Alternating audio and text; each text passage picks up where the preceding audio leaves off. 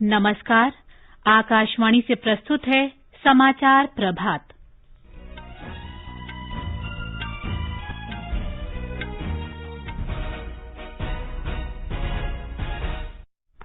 प्रधानमंत्री नरेंद्र मोदी आज वर्चुअल माध्यम से वैश्विक निवेशक गोलमेज सम्मेलन की अध्यक्षता करेंगे। बिहार विधानसभा चुनाव के तीसरे और अंतिम चरण का प्रचार आज शाम समाप्त। मौजूदा खरीफ मौसम में धान की खरीदारी में पिछले वर्ष की तुलना में 20% से अधिक की बढ़ोतरी। फ्रांस से 3 और रफाल लड़ाकू विमान गुजरात में जामनगर के वायुसेना केंद्र पहुंचे। महाराष्ट्र में cinema hall, drama theatre, multiplex और सभागार आज से खुलेंगे और दुबई में आईपीएल क्रिकेट में आज पहले क्वालीफायर में मुंबई इंडियंस का सामना दिल्ली कैपिटल से।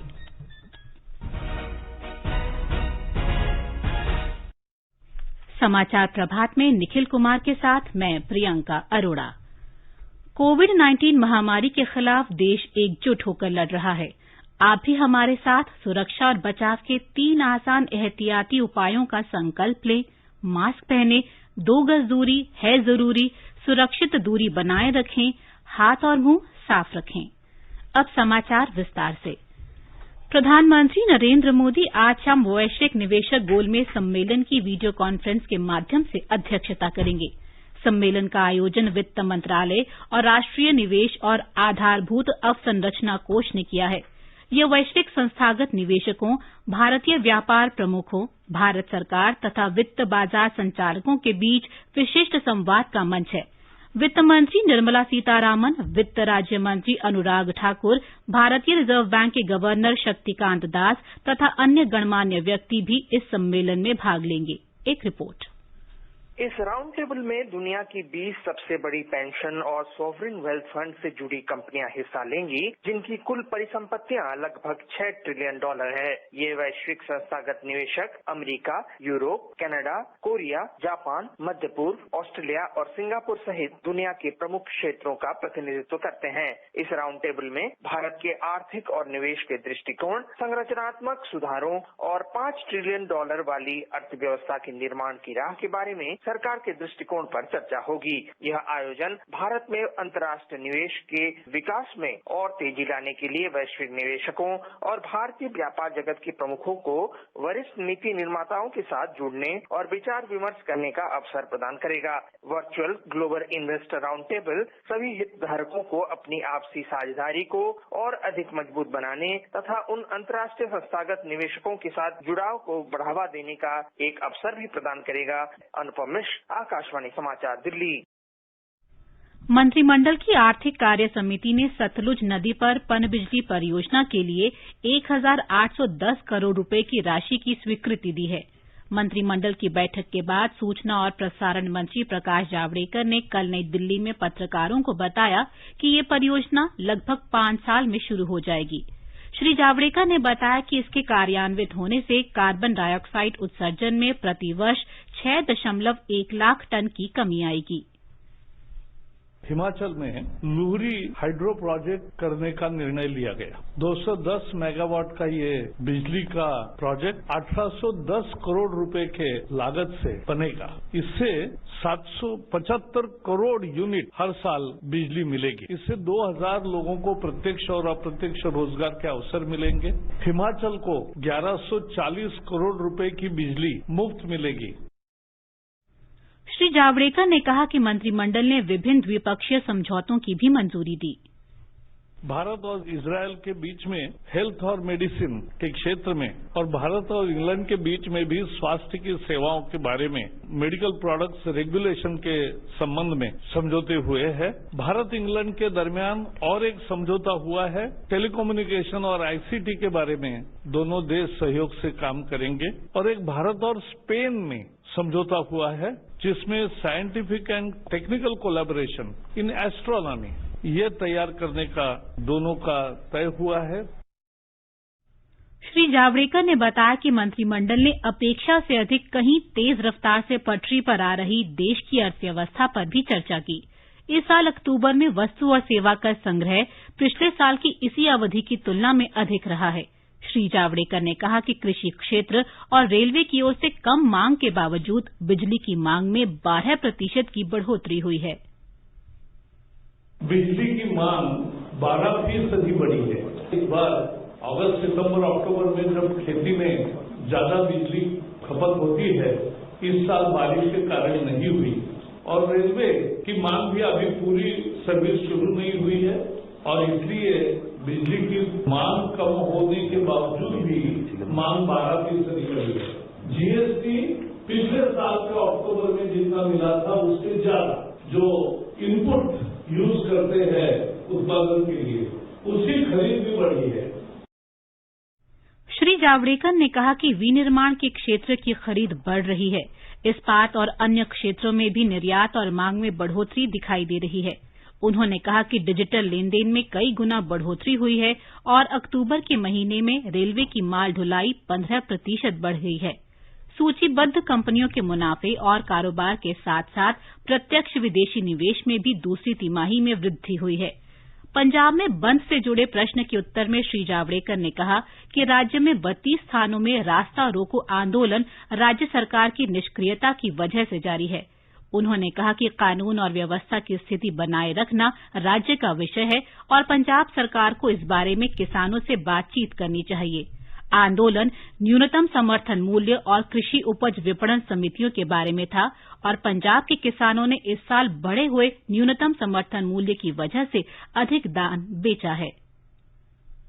पिछले साल के तुलना में पंजाब के किसानों ने ज्यादा धान मार्केट में लाया है और जो बढ़ी हुई एमएसपी है उसके आधार पर खरीद की है। पिछले साल 122 लाख मीट्रिक टन धान पंजाब में किसानों ने बेचा था। इस साल अभी तक 158 lakh metric ton, it's nearly 25% increase. तो ये 122 लाख मीट्रिक टन से 158 लाख मीट्रिक टन इतना ज्यादा धान किसानों ने बेचा है। तो किसानों ने तो पंजाब में जो लक्ष्य था उसका 95% तो हो गया। मौजूदा खरीफ विपणन सत्र में धान की खरीद में पिछले वर्ष की तुलना में 20.18% की वृद्धि हुई है। केंद्रीय कृषि मंत्रालय ने कहा कि सरकार ने पिछले वर्ष की लगभग 186 लाख टन खरीद के मुकाबले अब तक 224 लाख टन धान खरीदा है। 42,422 करोड़ रुपए से अधिक के न्यूनतम समर्थन मूल्य पर खरीद से लगभग 18,91,000 किसान लाभान्वित हुए हैं। पंजाब, हरियाणा, उत्तर प्रदेश, उत्तराखंड, तमिलनाडु, चंडीगढ़, जम्मू कश्मीर, केरल, गुजरात और आंध्र प्रदेश में धान की खरीद में अच्छी गति से प्रगति हो रही है। मंत्रालय ने कहा कि धान की कुल खरीद में पंजाब ने अकेले 158 लाख टन का योगदान किया है, जो कुल खरीद का 70.52% है। मंत्रालय ने कहा कि राज्यों के प्रस्तावों के आधार पर मूल्य समर्थन योजना के तहत खरीफ विपणन सत्र 2020 के लिए 45 लाख टन से अधिक दालों और तिलहन की खरीद के लिए तमिलनाडु, कर्नाटक, महाराष्ट्र, तेलंगाना, गुजरात, हरियाणा, उत्तर प्रदेश, ओडिशा, राजस्थान और आंध्र प्रदेश को मंजूरी दी गई। बिहार विधानसभा चुनाव के तीसरे और अंतिम चरण का प्रचार आज शाम समाप्त हो जाएगा। इस चरण में 15 जिलों के 78 निर्वाचन क्षेत्रों में 7 नवंबर को मतदान होगा। इनमें किशनगंज, कटिहार, मधेपुरा और सुपौल जिला शामिल हैं। वाल्मीकि नगर संसदीय सीट के उपचुनाव के लिए भी वोट डाले जा रहे हैं। हमारे संवाददाता ने बताया है कि भारतीय जनता पार्टी, राष्ट्रीय जनता दल और कांग्रेस के बड़े नेता मतदाताओं को अपने पक्ष में करने के लिए अंतिम प्रयासों में लगे हैं। भाजपा अध्यक्ष जेपी नड्डा ने बेतिया में एनडीए उम्मीदवारों के समर्थन में चुनाव प्रचार करते हुए कहा कि विरोधियों के पास विकास का कोई मुद्दा नहीं है, वे जनता को गुमराह करने का काम कर रहे हैं। मधुबनी में रैली को संबोधित करते हुए उत्तर प्रदेश के मुख्यमंत्री योगी आदित्यनाथ ने आरोप लगाया कि आजादी के बाद यदि भारत में तुष्टीकरण की राजनीति नहीं होती तो आतंकवाद और नक्सलवाद नहीं फैलता। आरजेडी के वरिष्ठ नेता तेजस्वी यादव ने किशनगंज और औरैया में लोगों को संबोधित करते हुए कहा कि यह विधानसभा चुनाव नहीं, बेरोजगारी हटाओ आंदोलन है। मधेपुरा में आयोजित रैली में जनता दल यूनाइटेड के अध्यक्ष नीतीश कुमार ने आरोप लगाते हुए कहा कि कुछ लोग समाज को तोड़ना चाहते हैं। एलजेपी अध्यक्ष चिराग पासवान ने कटिहार में कहा कि 30 वर्ष के शासनकाल में एक ने जंगल राज बनाया है तो दूसरे की सुशासन सरकार ने अफसरशाही और भ्रष्टाचार को बढ़ावा दिया है। वामपंथी दलों के नेता भी अपने अपने उम्मीदवारों के पक्ष में चुनावी रैली और रोड शो कर रहे हैं। आकाशवाणी समाचार के लिए पटना से कृष्ण कुमार लाल। इस बीच निर्वाचन आयोग ने विधानसभा चुनाव के दूसरे चरण के मतदान के अंतिम आंकड़े जारी किए हैं। इस चरण में 55% से अधिक मतदाताओं ने वोट डाले। इनमें 58% से अधिक महिलाओं और 52% से अधिक पुरुषों ने मतदान किया। प्रधानमंत्री नरेंद्र मोदी ने कहा है कि बिहार ने लोकतांत्रिक मूल्यों को हमेशा भली भांति समझा है और वे सुशासन की राजनीति को अधिक पसंद करते हैं। ट्वीट संदेशों में श्री मोदी ने कल कहा कि उन्हें पिछले कुछ दिनों में राज्य में चुनाव रैलियों के दौरान बिहार के भाई बहनों से मुलाकात का मौका मिला है। उन्होंने कहा कि राज्य के नौजवान और महिलाएं हमेशा एनडीए के साथ रहे हैं और उन्हें गठबंधन से बड़ी आशाएं हैं। श्री मोदी ने कहा है कि एनडीए सरकार राज्य के युवाओं को सुरक्षा, रोजगार और स्वरोजगार के अवसर उपलब्ध करा सकती है। उन्होंने ये भी कहा कि आधुनिक बुनियादी ढांचे में अभूतपूर्व निवेश से राज्य में रोजगार के अवसर पैदा हुए हैं। उन्होंने कहा कि मुद्रा योजना और स्टैंड अप इंडिया योजनाओं के तहत बिहार को 1 लाख करोड़ रुपए दिए जा रहे हैं। श्री मोदी ने कहा कि बिहार के लोग हमेशा स्थानीय वस्तुओं यानी लोकल के लिए वोकल रहे हैं और एनडीए राष्ट्रीय तथा अंतर्राष्ट्रीय स्तर पर उनकी पहचान कायम रखने को वचनबद्ध है। निर्वाचन आयोग बिहार में चल रहे विधानसभा चुनाव के संदर्भ में आज से विदेशी चुनाव प्रबंधन निकायों और संगठनों के लिए 3 दिन का अंतर्राष्ट्रीय वर्चुअल निर्वाचन आगंतुक कार्यक्रम आरंभ कर रहा है। इससे पहले निर्वाचन आयोग ने 2014 के लोकसभा चुनाव, 2017 में फरवरी-मार्च में कुछ राज्य विधानसभा चुनावों और पिछले वर्ष हुए लोकसभा चुनाव में भी इस तरह के कार्यक्रम आयोजित किए थे। निर्वाचन आयोग ने बताया कि बिहार में 7 करोड़ 20 लाख से अधिक मतदाता हैं और कोविड-19 महामारी के बीच इतनी बड़ी संख्या में दुनिया में बहुत कम जगह पर मतदान हुआ है। बिहार विधानसभा चुनावों ने महामारी के दौरान चुनाव प्रक्रिया संचालित करने की श्रेष्ठ पद्धतियों और अनुभवों को साझा करने का अवसर दिया है। अंतर्राष्ट्रीय निर्वाचन आगंतुक कार्यक्रम में Afghanistan, Australia, Bangladesh, Cambodia, Indonesia और मालदीव सहित कई अन्य देश तथा विश्व चुनाव निकायों को आमंत्रित किया गया है। आज कार्यक्रम का ऑनलाइन परिचय सत्र होगा। इसमें प्रतिभागियों को भारतीय चुनाव प्रक्रिया की रूपरेखा, मतदाताओं की सुविधा के लिए शुरू किए गए निर्वाचन आयोग के उपायों और पारदर्शिता तथा सुगमता के बारे में जानकारी दी जाएगी। कल मतदाताओं की जागरूकता के बारे में निर्वाचन आयोग के महत्वपूर्ण कार्यक्रम की जानकारी साझा की जाएगी। बिहार के मुख्य निर्वाचन अधिकारी अंतर्राष्ट्रीय प्रतिनिधियों के साथ अपने अनुभव साझा करेंगे। शनिवार को प्रतिभागियों को बिहार के मतदान केंद्रों का वर्चुअल दौरा कराया जाएगा, जिसमें उन्हें चुनाव प्रक्रिया और मतदान प्रबंधों को करीब से समझने का अवसर मिलेगा। समाचार कक्ष से मुकेश कुमार। ये समाचार आकाशवाणी से प्रसारित किए जा रहे हैं।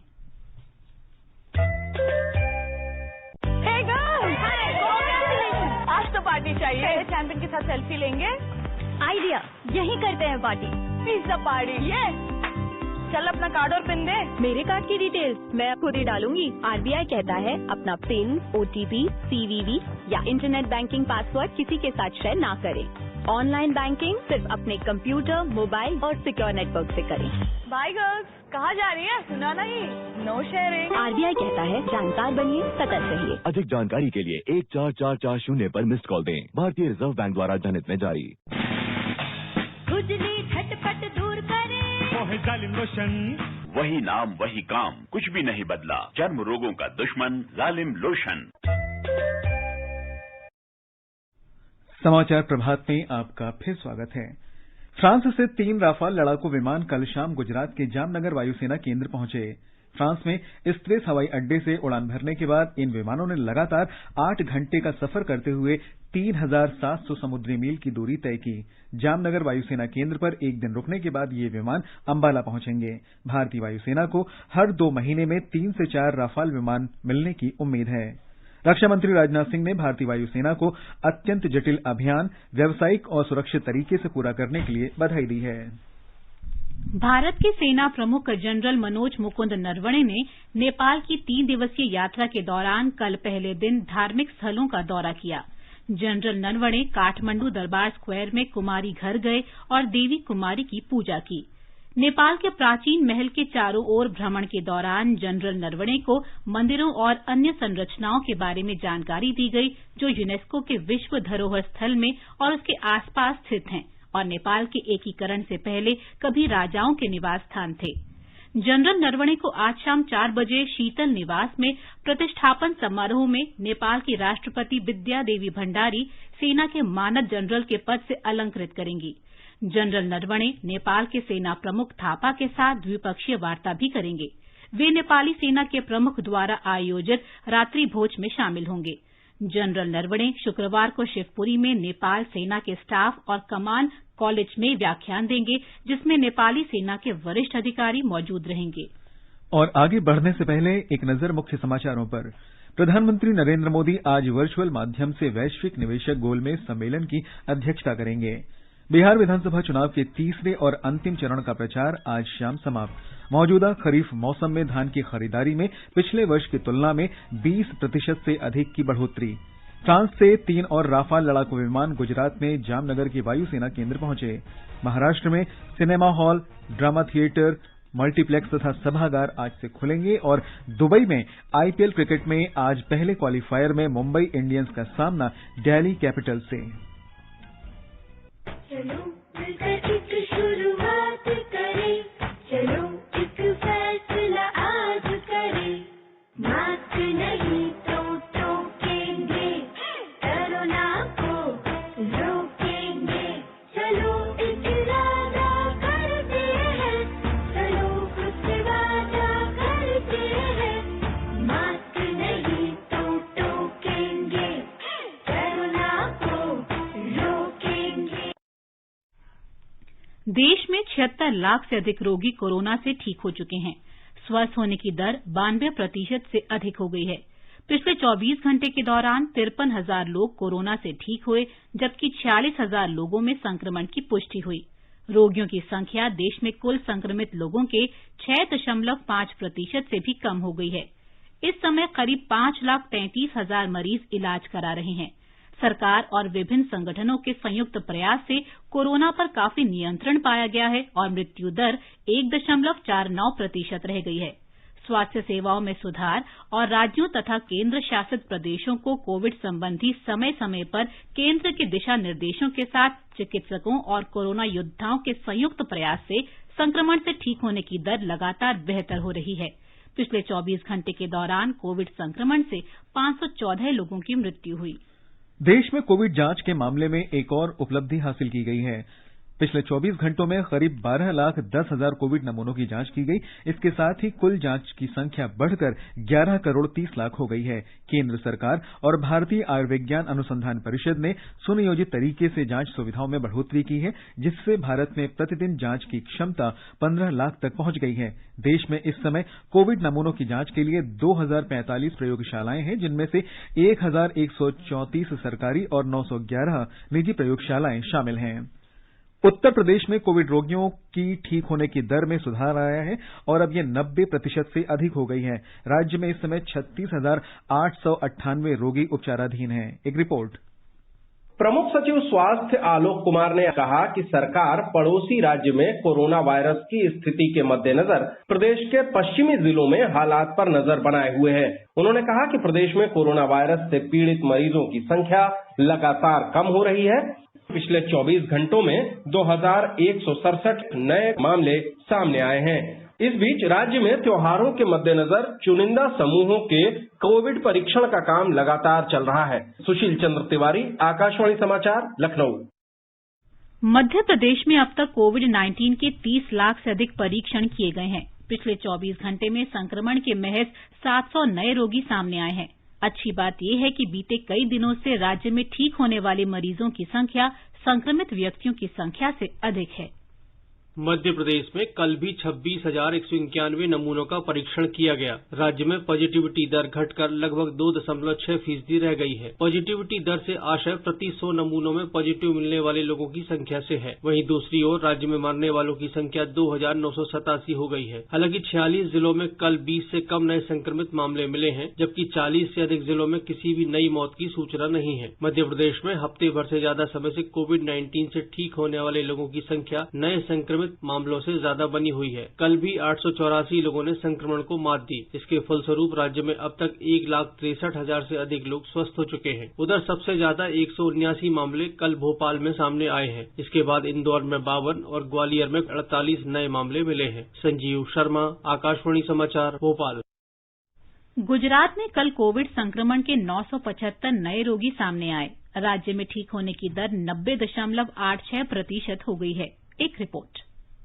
गुजरात में कोविड-19 संक्रमण के अब तक 1,76,608 मामले सामने आ चुके हैं, जिसमें से 1,60,470 मरीज ठीक हो चुके हैं। राज्य में अब तक 62,62,000 से अधिक लोगों का परीक्षण किया जा चुका है। संक्रमण के सबसे अधिक 214 नए मामले कल सूरत में दर्ज हुए, जबकि अहमदाबाद में 174 मामले सामने आए। राज्य में इस वक्त 12,398 सक्रिय मामले हैं। कल 6 मरीजों की मृत्यु के साथ राज्य में कोविड-19 से जान गंवाने वाले मरीजों की संख्या 3,740 हो गई है। योगेश पंड्या, आकाशवाणी समाचार, अहमदाबाद। महाराष्ट्र में आज से कंटेनमेंट जोन के बाहर cinema hall, drama theatre, multiplex और ऑडिटोरियम फिर से खुल रहे हैं।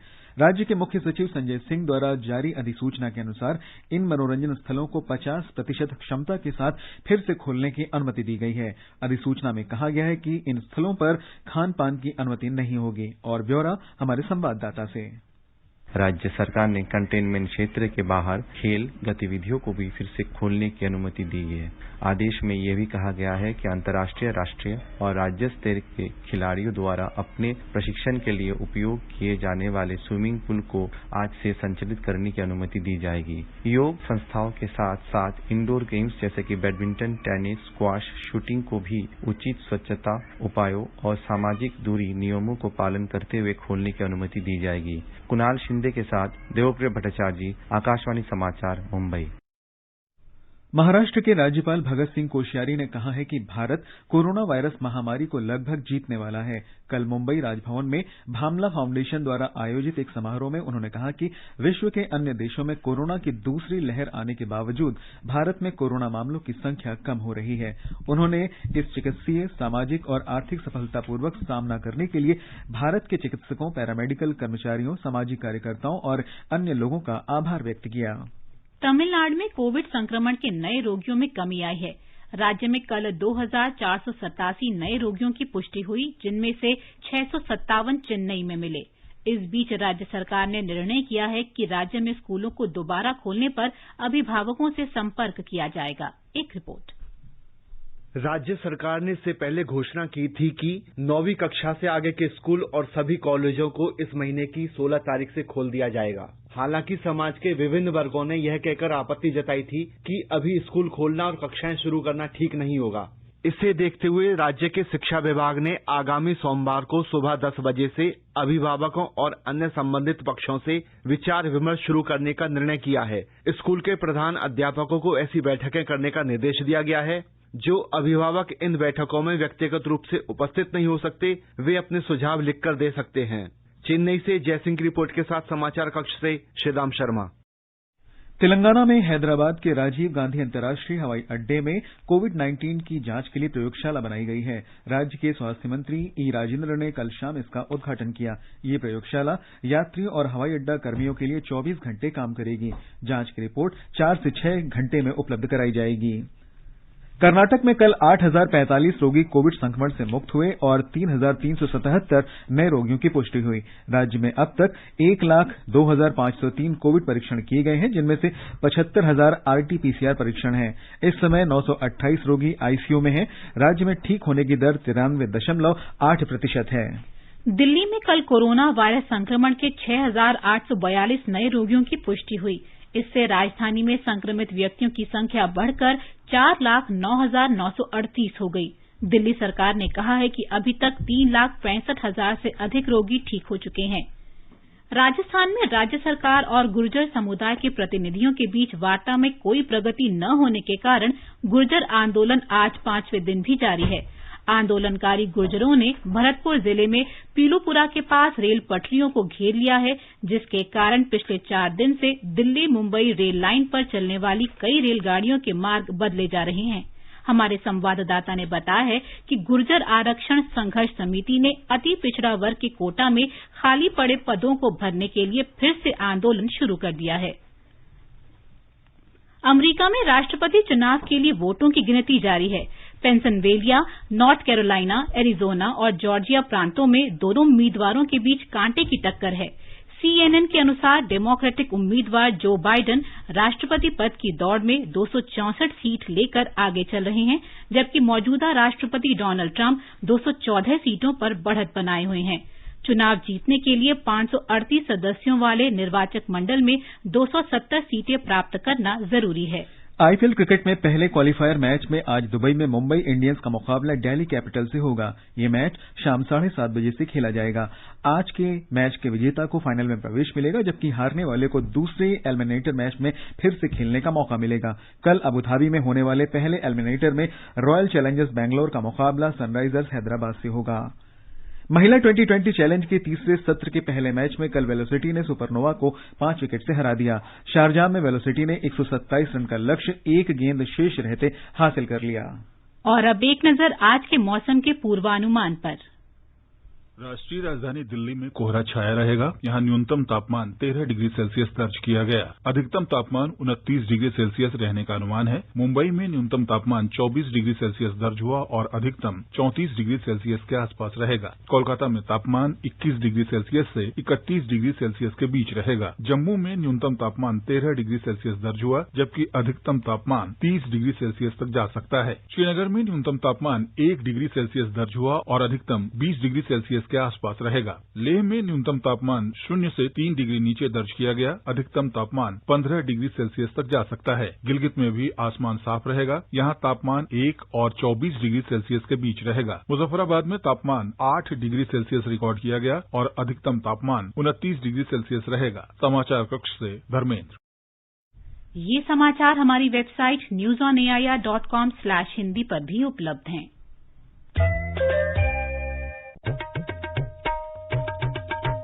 आकाशवाणी का समाचार सेवा प्रभाग आपके लिए लेकर आता है एम्प्लॉयमेंट न्यूज।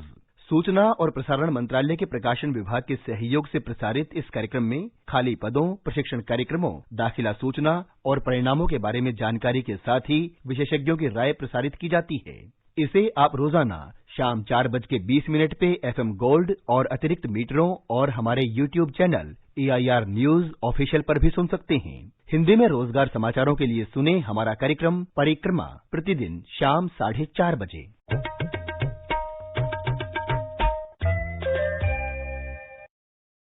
और अब निखिल से सुनिए आज के समाचार पत्रों की सुर्खियां। धन्यवाद प्रियंका। अमेरिकी राष्ट्रपति चुनाव पर आज सभी अखबारों की नजर है। राजस्थान पत्रिका की सुर्खी है, नतीजों पर नैन दुनिया बेचैन। जनसत्ता ने लिखा है, कांटे की टक्कर में बाइडेन को थोड़ी बढ़त, ट्रंप ने किया धोखाधड़ी का दावा, कहा सुप्रीम कोर्ट जाऊंगा। दैनिक जागरण का कहना है, अमेरिका में किसी को मिलता नहीं दिख रहा बहुमत, डाक मतपत्रों की गिनती बाकी। अमर उजाला के अनुसार बराबरी रही तो सीनेट और प्रतिनिधि सभा में राज्यों के सदस्य राष्ट्रपति चुनेंगे। राष्ट्रीय सहारा की खबर है, नीरज एंटनी ओहायो से सीनेटर चुने गए, पहले भारतीय अमेरिकी बने। पूर्वी लद्दाख में जवानों को विशेष कपड़े मिले। हिंदुस्तान ने बताया है कि वास्तविक नियंत्रण रेखा पर चीन से जारी गतिरोध के बीच सैनिकों के लिए अमेरिका से कपड़े आयात किए गए। पत्र ने चीन से 8वें दौर की वार्ता कल होने की खबर भी दी है। दैनिक जागरण की सुर्खी है, सेना सेवानिवृत्ति की उम्र बढ़ाने की तैयारी में। दिल्ली में बुधवार को कोरोना संक्रमण के 6,842 नए मामले। हिंदुस्तान ने मुख्यमंत्री अरविंद केजरीवाल के हवाले से लिखा है, राजधानी में कोरोना की तीसरी लहर।